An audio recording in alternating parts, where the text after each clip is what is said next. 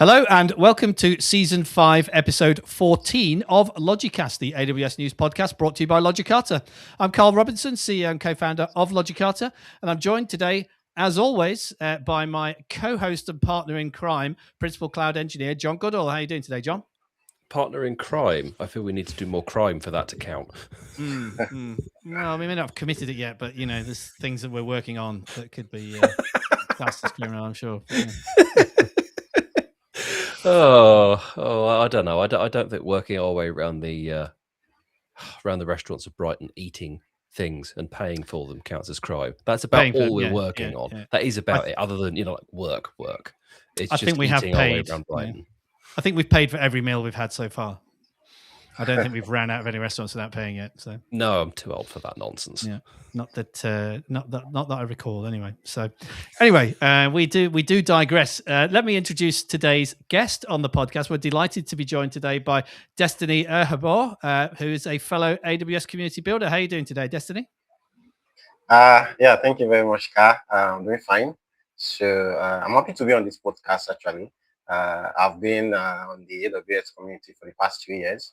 As a community builder, mainly I like to create about AWS, the cool stuff around AWS, and the not so cool stuff also. Yeah.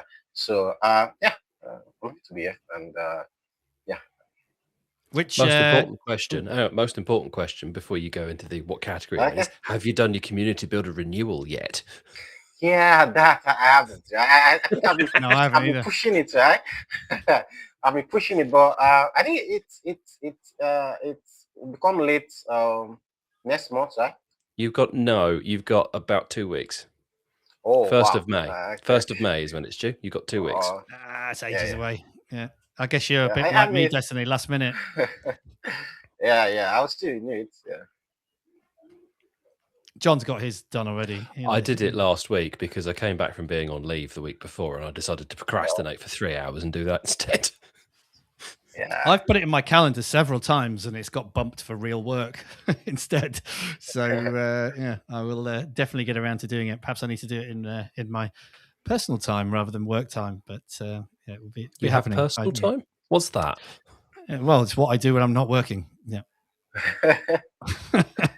I don't have young children like you, John. So they've grown up. So I do get a little bit of time to myself now. So, welcome to the podcast, Destiny. Great to have you on board. As regular listeners to the podcast will know, we're not here to talk about committing crimes or about our community builder renewal deadlines, although that does come up on a regular basis. We are here to talk about AWS news. So once a week, I curate a list of AWS news, which I share via my weekly AWS News Roundup newsletter. Then John picks a selection of the articles that we'd like to talk about with our guests. So we did, of course, share a selection of articles with Destiny before the weekend. And the first of those articles was a big announcement that I nearly made John breach his NDA over. That would have been, partner in crime type stuff if you'd have breached the AWS NDA on this one. You got very scared when I almost brought this up prior to the announcement on the podcast the other week. But we can now talk about it because it's been published on the internet at large. And that is the launch of S3 files, which makes S3 buckets accessible as file systems. So quite a big launch, this one. Lots of press about this particular launch. Lots of people getting very excited about it. In fact, I read an article this morning.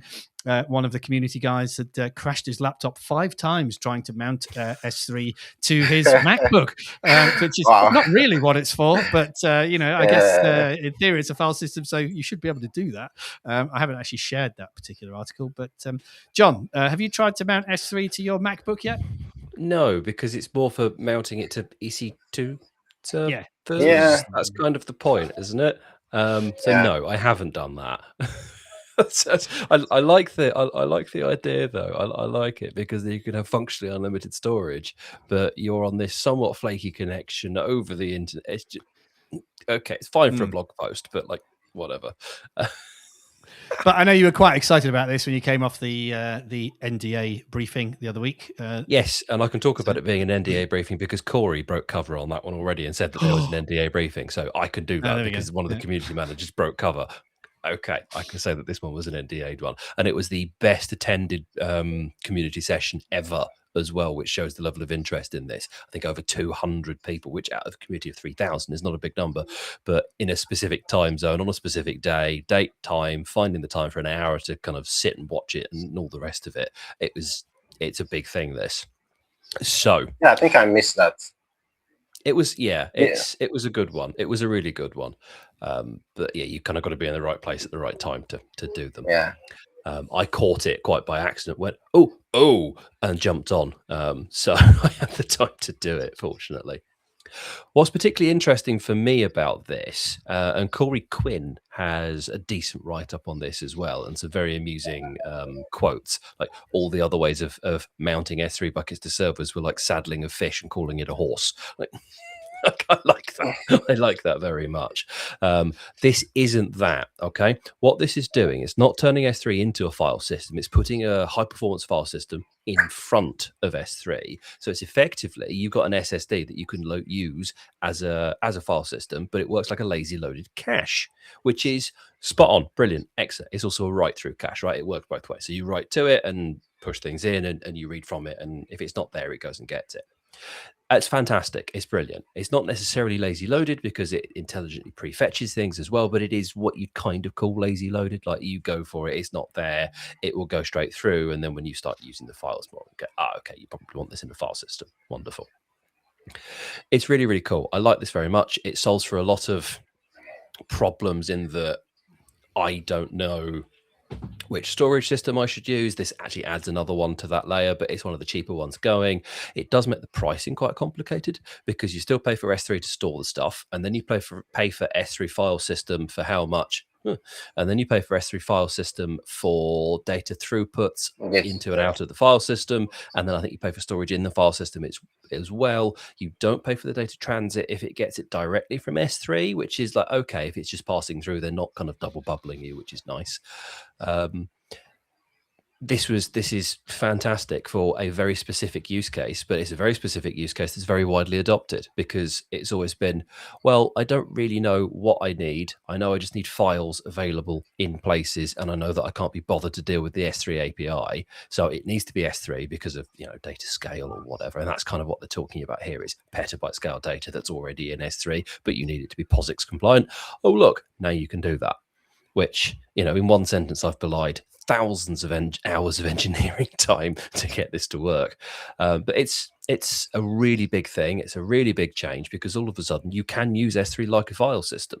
Okay, you pay for the privilege, and it works out, I think, around about the same price once you account for S3 storage fees at normal tier and all of the other fees for using file system. It works out about the same as normal tier EFS. So it's not significantly cheaper. Okay, it's about the same. Where it really wins is if you've got massive file systems, massive data stores that you need to handle, but you're only interacting with a small percentage of it. So you stick it on top of an S3 intelligent archive location, and you're only interacting with a couple of bits on top of it. Great. It saves you a load of money in kind of that, because you're not paying the full EFS rate on the whole data set. So that's where it's really gonna shine, I think. Cool. Before I come to Destiny and ask him his opinion on this announcement, did I see a cat making a leap of faith in the background just a moment ago? Yeah, it was on the other side. But, I wasn't sure if something had fallen off the shelf or if it was an animal jumping around in there. But... No. That's my cat who's now down here around my legs. It's the same cat that's been on the podcast repeatedly. She's, I think, our biggest returning guest. Mouse. Yes. Right. Anyway, moving on. So, Destiny, what are your thoughts on this most recent announcement?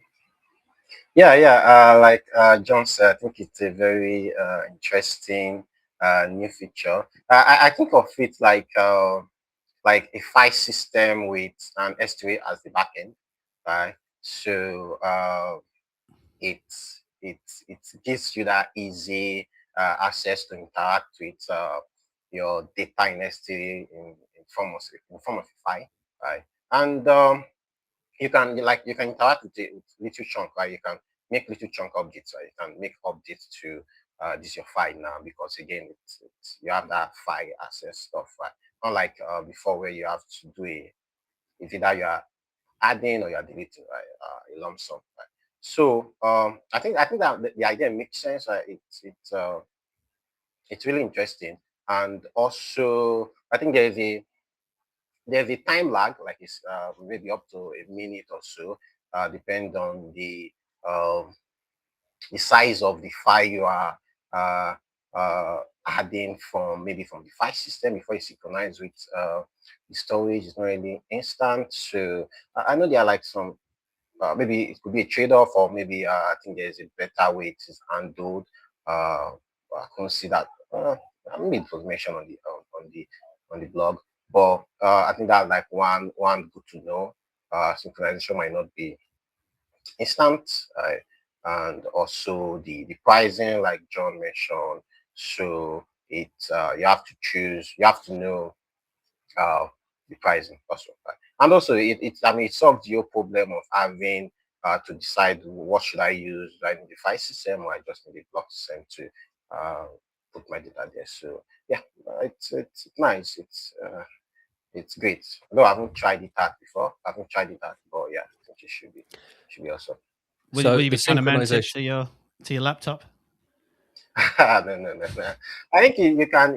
It's lambda function, EC2, and I think Fargate also, right? But yeah, stuff like that. Yeah, so the point about the synchronization is the article calls out that files should be accessible within a millisecond. So I wouldn't worry too much about that. The other thing, I guess, because it uses EFS under the hood, and it sort of says that kind of there.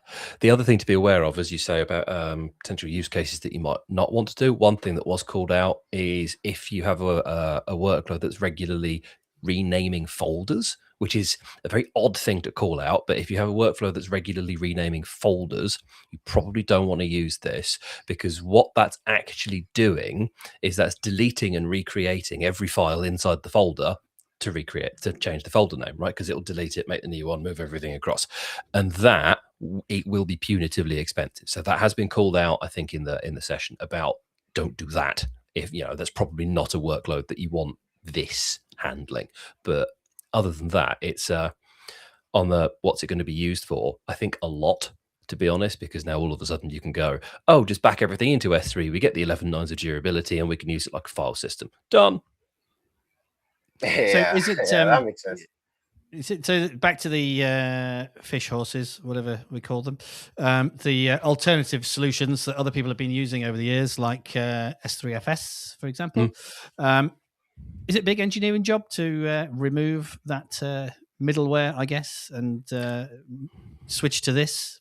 Probably not. It depends on how that's been done. So if you've got static servers, if you've got some pets, then it's probably not a massive issue because your data's already in S3. So you don't need to do any migrations. It's there. You just enable the file system, remove the old mount, put the new mount in, job done. But your application needs, 5 minutes of downtime whilst you do that if the files are critical.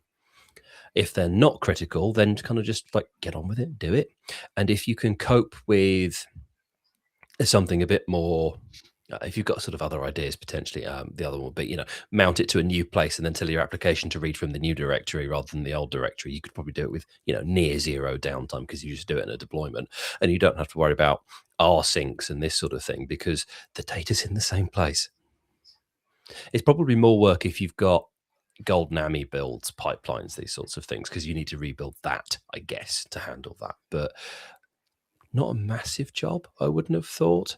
I would say I don't know what the cost impact would be, but your cost will probably go up by doing that because S3FS is doing that translation for you and it's not costing you anything to do it. So it's doing the API calls using the API terminology rather than using S3 file system. So it might cost you a bit more. I mean, I assume you're still getting charged for get put requests and that kind of thing. So it's not necessarily going to change that very much, or does it change to a different cost type? The cost metrics change. So the pricing dimensions, that's the term, they change because yes, you pay for gets, puts, and kind of all the rest of it, and you kind of pay for the gets and puts, I think, but I don't think there's a fee for synchronizing between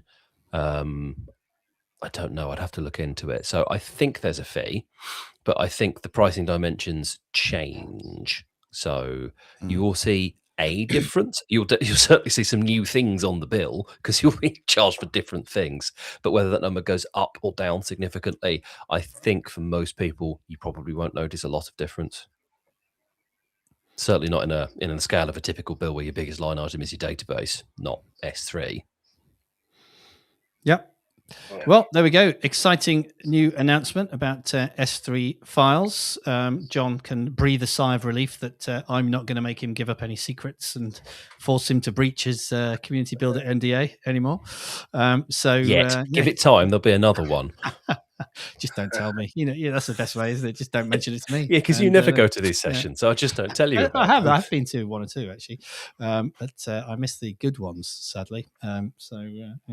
Anyway, no, that's a great new announcement about S3 files. Let's move on to our second article for this week, which is a feature announcement about John's favorite AWS service, EKS. John loves a bit of Kubernetes. He's probably chosen this article just so that he can trash talk Kubernetes on the podcast once more. But this is a feature announcement that Amazon EKS managed node groups now support EC2 auto scaling warm pools. So, John, why did you pick this article about your favorite service and the service that makes you feel a bit icky when you talk about warm pools? I was fine until you said that. I was just repeating something that you've said before. Yeah. Oh dear. Oh no. That's really put me off. So I like this because what managed node groups are doing now is things that you've had to build yourself, right? And this is something I've actually built myself, believe it or not, years and years ago now. But I had to, because I've clearly done something horrible in a past life, had to manage and administer an EKS cluster for an application that I was kind of building and supporting and working on. Right? And well, how do you do that? Well, back then, Fargate was sort of an option, but not really, and we wanted to do it as cheaply as possible. So how did we do that? Well, we used an auto-scaling group with EC2 instances. We scaled it down overnight. We used Spot instances, and we had a warm pool so that we could go whomph, when we needed to. And that was sort of how we did it. And it was a complete pain to build that because you had to put Kubernetes handles this through the horizontal pod autoscaler, which basically means, if you need more pods, put more pods in. But then you also had to run the cluster autoscaler so that it would scale your resources out, right? So pod scaling handles, there's a bit of space in my compute, I'll put another pod in, I'll put another, instance of a workload in, bang, bang, bang, bang, bang. And then once that got to a certain threshold, your cluster autoscaler would kick in and go, I need to bring another box on. Cool. That was also a really, really cool bit of kit, actually. And it would also handle, what's the word I'm looking for? Termination notifications if you're using Spot instances, because Spot instances, if they take them away from you, you only get a couple of minutes notice. It's so fast that it has to be automated to handle it. And then cluster autoscaler would handle that, and the pod autoscaler would move things around again and move things off, and you really didn't notice that it was happening. And if you wanted warm pools on top of that, you could do that, but you had to kind of do it yourself in the scaling group, and you had to account for it, and so on and so on and so on. What is happening now is that was great if you managed the EC2 instances yourself, right? So you had to do the patching yourself. You had to do the Kubernetes bits yourself. You had to make sure that you were bringing on the latest AMIs yourself. And that was okay if you're using Spot instances, to be honest, because you just said, give me the latest one all the time, and it kind of worked. But now managed node groups, which is EKS, give me servers, please, does that for you as well. And it works with cluster autoscaler without any additional configuration. Brilliant. Brilliant, because then I think managed node groups, also support Spot instances. So most of this is now done for you, and you don't have to worry about it. You just sort of put the cluster autoscaler in, enable scaling, and you're away to the races. So this is really cool because it's one of those make things easier for the engineer releases that isn't, just use Fargate, because sometimes you can't, or sometimes you don't want to, for one reason or another. Another victory for the lazy engineer or the lazy Kubernetes administrator. What are your thoughts on this one, Destiny? Are you a fan of Kubernetes and EKS yourself? Yes, sir. Yeah. I'm actually a fan of Kubernetes. I mean, I do some contribution on the upstream provide. So, yeah, I mean, this is actually interesting because before now, if you might use maybe other open source tools to achieve similar stuff like interpreters and others, but now it's make it easy for you to handle those spikes, right? Those uh, unforeseen traffic that you might not account for, right? So, and it's, I mean, it reduces, I mean, before the, like John mentioned, you either have to create yours or maybe you can over provision the EKS to, I mean, that's a lot of money. But now you can use the this feature to prepare that startup script that might be taking a lot to boot at the instance, or maybe those configurations you need. And just and the I mean, in terms of pricing, they mentioned on the article about you can use stop instances also, like even if it's stopped or if it's running. So I mean, it's just the trade off the time difference between before it uses to boot. And yeah, overall, it's, I mean, it's a good to have feature, like it's a feature to reduce the, like you said, the work or the lazy work of lazy engineer. So yeah, I mean, if it makes it easier, why not? Yeah. The cost is an interesting point as well, because cost has a few dimensions and people tend to forget about the salary cost of the engineer that has to set it up the old fashioned way. So I'm not going to tell the internet how much money I earn, but it's certainly more per month than the monthly saving was, right? I think I managed to take $600 a month out of the bill or something like that, which was, a significant chunk of money. But if that took me 3-4 weeks, possibly a whole month to get the whole thing to work and hung together properly and work really nicely with the spot instances and all the rest of it. Now I just sort of go button, and it takes an hour, and that's kind of the thing. So even if it's a couple of percent more expensive, the saving on the engineering time is phenomenal. Cool. Yeah. Well, on that note, let's move along to our third article for this week. Lots of engineering time going on here by the look of it. This is an article on CNBC. And the headline is AWS teams are working round the clock to keep Middle East services up after drone strikes, Amazon CEO says. So we've covered this drone strike story on the podcast a couple of times before. But the fact that this is still kind of going on, and, I think we saw that AWS refunded an entire month's subscription in that region for service outages. And now we've got this article on CNBC saying that AWS teams are working around the clock to keep the services up. I think they perhaps played down the scale of the attacks when they originally announced, because I remember reading some of the first articles about the drone strikes saying there was a bit of noise and some sparks. Well, if people are still working 24/7 to restore service, and an entire month's subscription has been refunded or not invoiced, then perhaps this has had a bit more of an impact than AWS originally let on. But what are your thoughts? I'll come to you first on this one, Destiny. What are your thoughts on this? Yeah.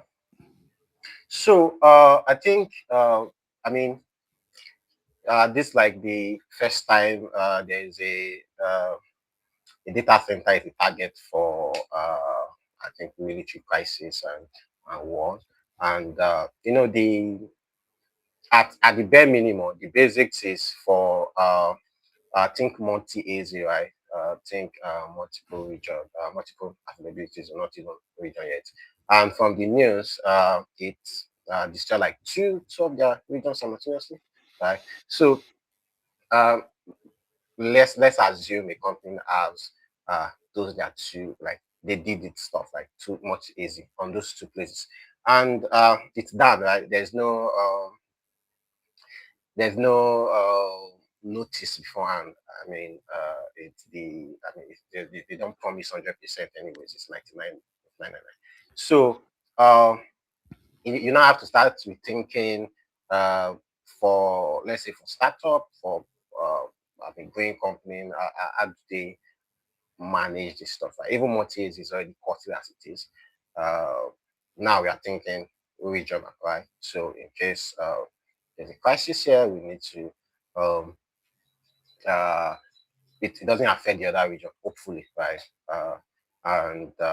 Or we pray this type of war and crisis doesn't happen. But these are things you cannot, you don't have control over, right? So I think it's really, I mean, for big companies, yeah, you can think of architecting within different regions and all.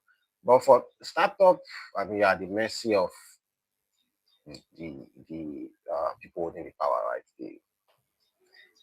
The wars coming on, right? And I think on AWS policy, I mean, they have a policy against like things that are also out of their control, like wars, these natural disasters and all. So I think we can categorize this as the natural disaster now. But yeah, my thought, I think it's not really a good. I mean, for major companies, services will be down and all, and also. And I mean, AWS is doing a good work trying to work overnight and try to bring it down and bring it up rather to get people start. I mean, because you're losing money, right? You're losing money as your services are going down, right? Customers are not choosing it, but they can't use it, right? They could even go and look for alternatives. So it's great that AWS is trying all this stuff, and also you mentioned the return subscription fee, or they're planning to. Yeah, they did. Yeah, In the UAE region, I think it was. They just did not bill for the entire month where these service disruptions occurred.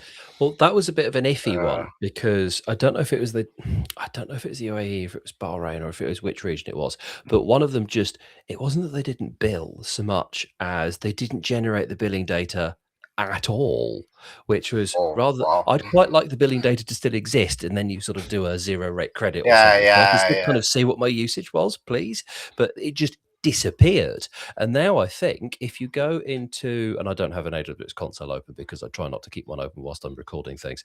I don't think you can actually see those regions anymore. I don't think if you don't have workloads there already, you can start deploying things to it. They are still actively recommending, because I just looked at the up-to-date AWS health message, which you can get from the article. So, listeners can link to it from there. They're actively recommending people move away from that region as much as humanly possible and as quickly as you can. And if you can't, reach out to support for assistance. And if you click through and look at the affected list of services, it's everything. Okay, it's not just a couple of things, it's not just a few things, it's not just stuff underpinning. The only three things that are resolved is global accelerator, CloudFront, and traffic mirroring. And that's because none of them actually run in that region in the first place. They all run kind of in the backbone and elsewhere. There's 51 services impacted, which is not directly having a problem, but stuff that underpins them has a problem. There's 34 services degraded, and there's 25 disrupted, and that includes AWS backup that's disrupted. So if you are still stuck in these regions, get the hell out now from a data perspective. Yeah, I don't see the regions. Oh no, because they need to be enabled for the account that I'm in. Perhaps. Yeah, so you always had to turn them on to start with. But I think, like I say, I saw some sort of chatter about it wasn't just that they didn't bill; it's that the billing data just disappeared. Wow. Well, this is, I would not like to be the disaster recovery manager in those regions, because I suspect there's some pretty big updates are going to be needed to the DR plan. Yeah, I mean, if it affects your data, maybe database, and do you lose those data, or especially if it's not replicated, or wow. I would think it would. Right? If the disk that it sits on doesn't exist anymore, because that's kind of what's happening here, your data's gone with it. It's this was always the point around shared responsibility, and you sort of had to accept the risk, and people kind of thought, well, it's never going to happen, but it will. Yeah. Localized power issues, drone strikes, floods, fires, sort of all the rest of it. These things do happen, and if you are not taking steps to secure your data somewhere else, you are taking the risk that you're not going to get it back. Print everything now. That would be my advice. Just print it all. Print it all out. There was a sci-fi show. Put it in a filing cabinet. There was a sci-fi show that did that, and I forget what it was called, but there was this super intelligent AI that was being wiped every night, and in order to kind of survive, it had hired people to print everything out and type everything back in every day. Wow. I have to look that up because it was a really good film, that TV show. Well, yeah, obviously our thoughts are with anyone who is struggling as a result of these attacks, and it certainly does bring a new dimension to disaster recovery and perhaps some more impetus behind cross-region backups, etc., which are things that are recommended under the well-architected framework anyway, but a lot of people just kind of write them off as, well, it'll never happen to me. That sort of thing has never happened. Well, now it has happened, and perhaps it is something you should be thinking about, especially if you're in those particular regions. But these drone strikes could happen anywhere. Certainly one for the disaster recovery managers to think about. But let's move on to our next article for this week. And this is an article on TechCrunch.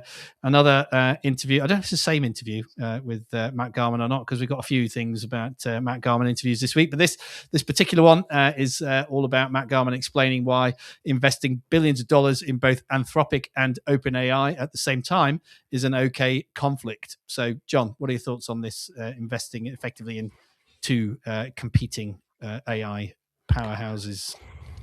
Well, from AWS's perspective, I largely agree with Matt, to be honest, right? I largely agree with him because they've invested in one thing, they've invested in another, they've taken ownership in I think one of them, they've taken ownership in Anthropic. My position on the how of these investments is storied and well documented on this podcast, because I think the way it's all been done should be completely illegal, because they're just sort of passing credit notes around between each other and no actual money is being used, as far as I can tell. This particular sort of, well, you're invested in one or you're investing in the other, isn't that like, I don't know, supplying both Sainsbury's and Tesco's at the same time, but the other way around? Kind of, yeah, but so long as the money keeps flowing, who really cares? Right? Who really cares? Amazon is not, yes, they are also providing their own models as well. And that's kind of a conflict that people aren't really talking about, because that one doesn't involve $50 billion here and $8 billion there. That's just them quietly making some new models, which, by the way, readers of the blogs that we put out, we are now using the Amazon Nova Lite model for handling the podcast post-processing, because Claude 3.5 Sonnet finally went end of life and I had to fix it. So we're now using Amazon models, which are significantly cheaper and I think better, but they're much newer. But that's a conflict that people aren't really talking about, which I think is a bigger conflict than this sort of thing is, right? Because they are, on the one hand, they're investing here, there, and everywhere, which, given that they're a platform in that sort of framing, I think is fine. I don't have a problem with it, right? We're going to give a bunch of money to one company, we're going to have a bunch of money to another company, we're going to compete as much as we possibly can on every front, but we're going to invest as well in case that we get our numbers wrong, or they do something really cool that we didn't see coming. Great. And then they're going to continue to work on their own models and model training and sort of all the rest of it. I think that's a bigger conflict than just putting money in two different companies, to be really honest. What are your thoughts on this one, Destiny? I agree with John largely. It's a business, right? The money needs to keep coming, and we're in the AI era, right? So it's who gets who first, right? And I know Microsoft already have this on their end, so it's a good thing to also have it on AWS, and once the money keeps coming, and it's so imagine AWS not having this, and tomorrow OpenAI launch some mind-blowing models and stuff. So again, it's like playing both parties. Anyone that comes in that works. So let's let's spread the money. Let's spread out. Let's have a broad break on the matter. But yeah, I mean, it's totally fine. I mean, As I long know as that. there's no contracts breaching. Yeah, absolutely. Yeah, I know that Amazon are sort of pushing their own models, the Nova family, etc. But do you think they're a realistic contender for the OpenAI and Anthropic models? I think the answer is it depends what you need from them. That's the reality. Is we were using, and I can only speak from kind of the limited workflows that I've built, right? So I can't speak to these kind of big applications because let's be honest here, whilst it's in production, the AI things that I've built are marketing projects, right? So if they don't work ideally, it kind of doesn't matter. It gets attention when it needs attention and when I've got some brain to kind of spend on it. Cool. The outputs that I saw from, granted, quite an old Claude version, right? But we were on Claude 2. And then we went to 3.5 Sonnet and we went, wow, this is actually usable now where 2 wasn't. And now we've gone from 3.5 Sonnet V1 to Nova Lite version 2 and Nova 2 Lite, whatever that kind of bizarro naming convention is. And I think it's better again. I don't think it's quite the tide shift that we saw from 2 to 3.5, but it is probably 50% better for a tenth the cost. And that's kind of where the trade-off is coming, is it doesn't need to be the metric and the rubric isn't, is it always better? Is it significantly better? Is it, leaps and bounds ahead of the previous model? It's always, and this is where Amazon has been historically very good in the infrastructure space as well, price to performance. Okay. So in this case, the performance is probably 50% better and the price is, I think, a third of what it was. So it's cool. Yes. Is it good enough to do the job? And can we keep our costs to a bare minimum? Yes, we can. So I think that's where the Amazon models and the provider models are going to sort of start to come in quite clutch because they are cheaper than the third-party models. They just are. Yeah, I'm thinking AI FinOps in the future. If customers are overspending on OpenAI or Anthropic models, then potentially shifting them across to Amazon's own models could be a good way to reduce their inference costs. Yes, and you can use the Claude models to recommend not using the Claude models, which is exactly what Kiro did. Well, on that note, let's move on to our final article for this week. And these articles, all three of them, by the way, they are all from the same interviews with Matt Garman at the Human X conference in San Francisco last week. This final one is an article on the Register, and the headline is AWS CEO, "It's funny when people ask me if AI is overhyped." And then the subtitle is Matt Garman sounds the alarm but plays down the SaaSpocalypse at Human X. So SaaSpocalypse, I don't think we've spoken about the SaaSpocalypse on the podcast before, but it's a term that's being widely coined in the press and in general conversation around this at the moment. So, John, thoughts on the SaaSpocalypse and this particular article? That I really like the term because whilst it's bandied around a little bit, I only came across it kind of last week. So I think it's a really clever term. So for the uninitiated, the SaaSpocalypse is because of the pace of development with AI now, people are not buying SaaS tools. That's the concern, right? Because why would I go and spend $50 a month on something that I can spend 200, 300 Kiro credits in a few days of my time, or, Claude Code or whatever, other providers are available, but I really like Kiro, and build it myself. And it does exactly what I need it to. It runs well enough and it's done. And I'm not now spending $50 a month per user or whatever, right? That's the SaaSpocalypse, and that the SaaS model is going to die. I don't think that's going to happen, right? In the same way that I don't think AI is going to get rid of everybody's jobs because that's just fear mongering. In the same way that the loom didn't get rid of all the weaving jobs, it just kind of changed them. Yeah, it's the same thing over and over again. Is yes, that job is gone, but another one has been created, and maybe there's fewer overall because it's less labor intensive, but whatever.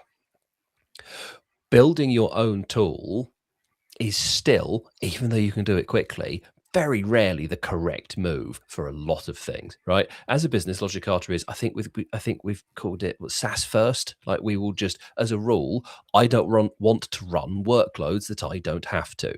Yeah, we use GitHub for our code repository because why wouldn't you?